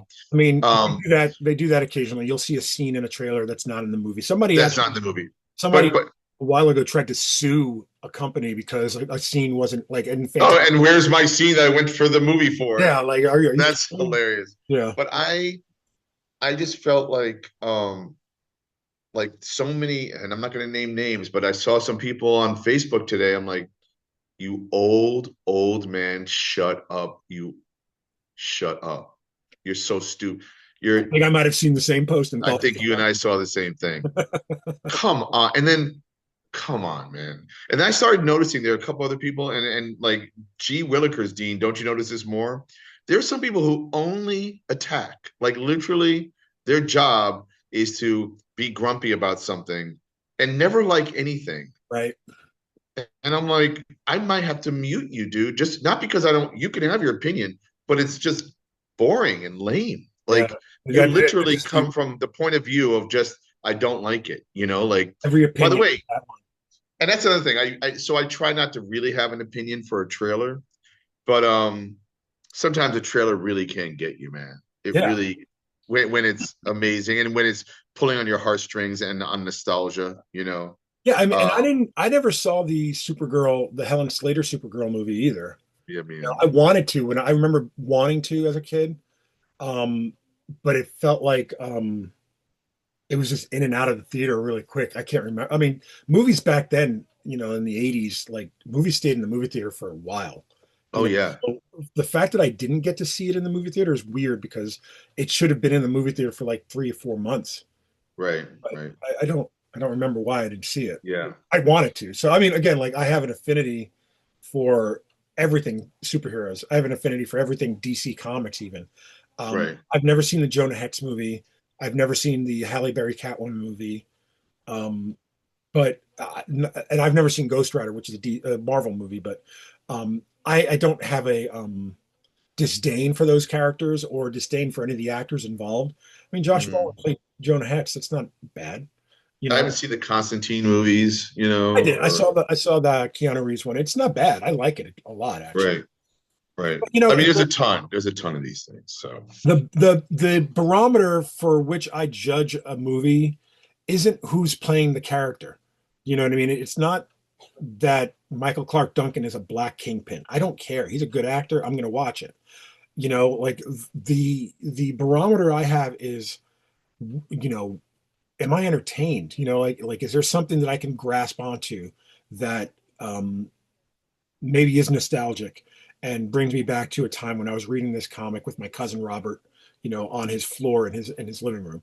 You know, is there something that I can, you know, that pulls at me, that reminds me of everything. This is why I love the Superman movies, because it's not that it reminded me of Christopher Reeves. I think I've said it on here, but I feel like it's better than the Reeves movies, you know, because like there's a the Reeves movies, um, the first one anyway, um, it has a lot of charm, and you believe him with all, like, he's sincere as Clark Kent and sincere as Superman. You believe him. And the thing I like about this one is there's still that charm, but the world around him is so much fuller and so you're much, talking about the new James Gunn yeah, Superman. like there's so much more to that world that mates his presence, not just Guy Gardner or, you know, the other heroes, not just the Luthor that's a little bit, you know, more maniacal and shoots a man in cold blood, but the world around this Superman is just so compelling and so easy to fall into. And like, whereas with the Reeves Superman has all that, but the thing is, it's in New York. You know, you can, like, I don't care what you call it. You can call it Metropolis all you want. That's New York. That's 42nd Street. I know exactly where that building is. You know, like it's just you can't. Well, it's funny because you're also talking about contrast. So, like, what James Gunn did was to contrast the idea of a Superman character, not only with coworkers, which is what the Reeves movie did too, Right. but around other superheroes, Right. right? So, like, Christopher Reeve didn't have that. Like, what was it, movie 4 that he finally fought another super, like, Yeah. nuclear man or something, Well, he right? fought the three Kryptonians in the The second one. Kryptonians, but that's family. Like, that's like a squabble, like uh but there wasn't a Batman. And, like, I mean, like, that's the $1 million question. Who is James Gunn's Batman? We're not going to find out for a lot for till next year anyway. And we're not talking about the Robert Patton Pattinson. Yeah. Robert Pattinson, yeah. And I think if it were me, it'd be a disco Batman. Sorry, what's it got to be? But you know, that's the thing about these people that criticize everything that comes down. It's like, don't you have any joy in your life? Like, what do you like? Like, I there's got to know, be some semblance of something in this trailer, the Supergirl trailer we're speaking of specifically. There's got to be some semblance of something that you can hold on to and just go like, that's enough for me to be like, I'll give it a chance. You know, but it's a take. It's a take. She's a bratty but that's all everything is drunk takes. girl. But It's so many takes. Like it's just right, like, come on, man. Like you can't right, reserve judgment. Like it's like Bad Bunny at the Super Bowl, right? right, right, Like right, everybody's got their take, and it's just like, oh, he's gonna be speaking Spanish. He's not, he doesn't, you know, and it's like, what, there's no Spanish people in this country. You can't like let them right, have something once, just right, once. right. Like I know, I know. it's so many different takes. It's just like, you know, why don't you reserve your take and just, you know, just Yep. let it be for a while. Bad Bunny was in another movie I watched 2 weeks ago with Austin Butler, directed by, I think it was Aronofsky. Oh yeah, And yeah. How was that movie? it's I good. know which one you're talking about. I can't remember the name of it. Not it's 2 words. I forget Yeah. what it's called. Like Caught Stealing, I think it's called. Yes, Caught that's Stealing. it. And it's fine. It was very well made, but uh to me it was a lot of empty calories. Um That's from an Aronofsky movie. That's odd. it's well made. Uh I felt like the main character was problematic in that he gets beat up a lot and he should be dead. Whatever. And I only say that because it's not a superhero movie, it's a neo-realistic movie, right? And it had good characters and stuff, and it was fun. It was trying to be like and not saying it was trying to be a Tarantino movie, but Ooh, it's, you know, there's a thing we should have talked about. oh, real quick. And you know what? We won't do verses because we're almost at Yeah, two we're almost out of hours. time. actually have a big an opinion about what.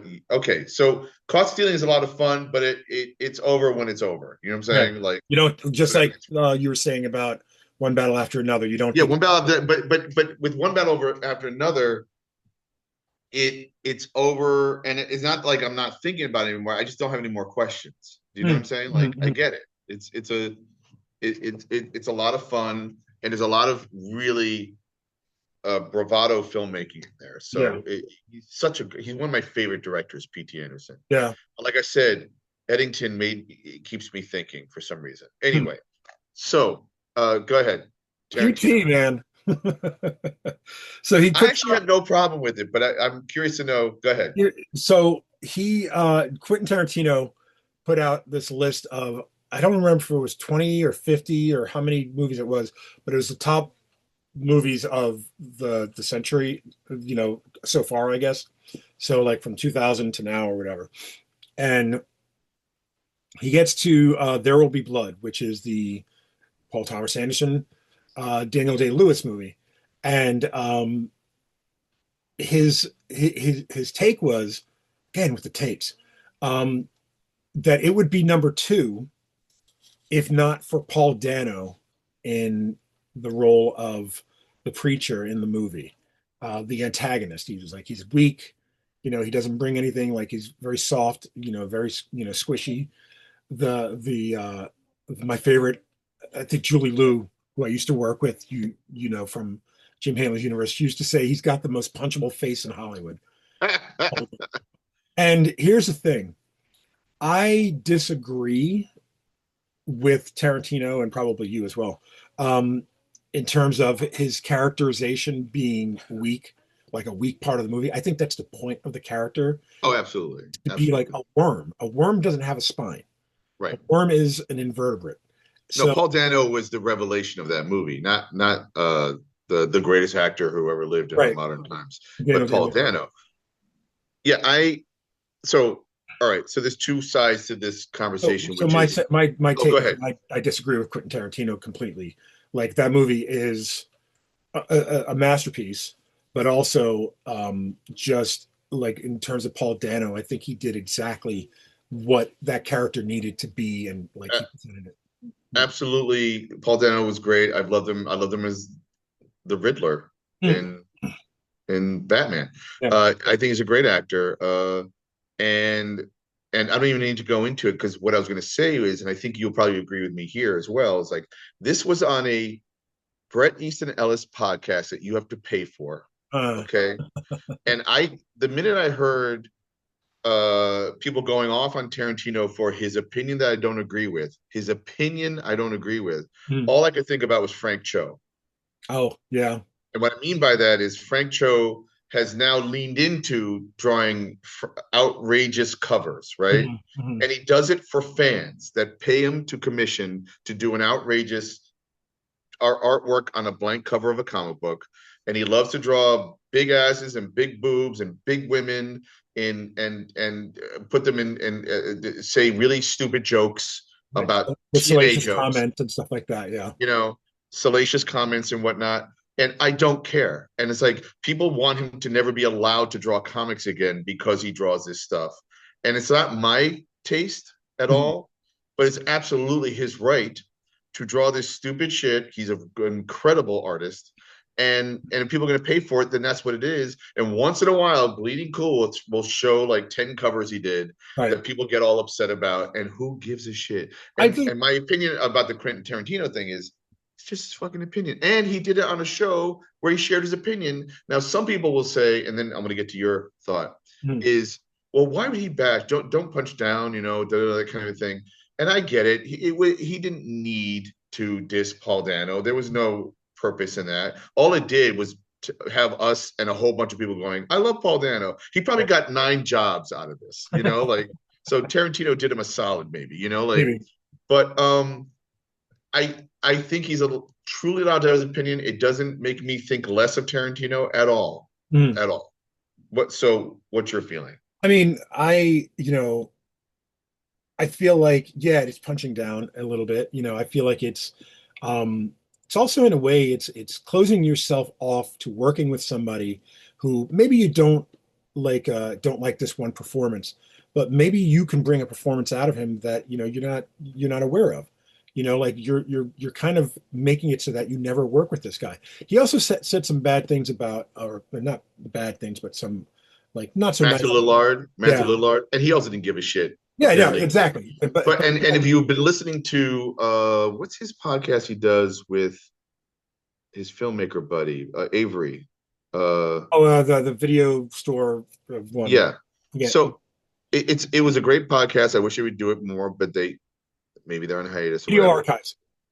Video archives, and Gala Avery also runs it. And so, but Tarantino and all of them would once in a while be like, "Oh, I hate this actor in this movie. I've never worked with him, ever." So it's not like he hasn't done that. And I don't know if you and I have ever bashed a cartoonist, unless. Well, I didn't have some nice things to say about Chuck. That's true. That's true. But you also explained yourself, and there was a context.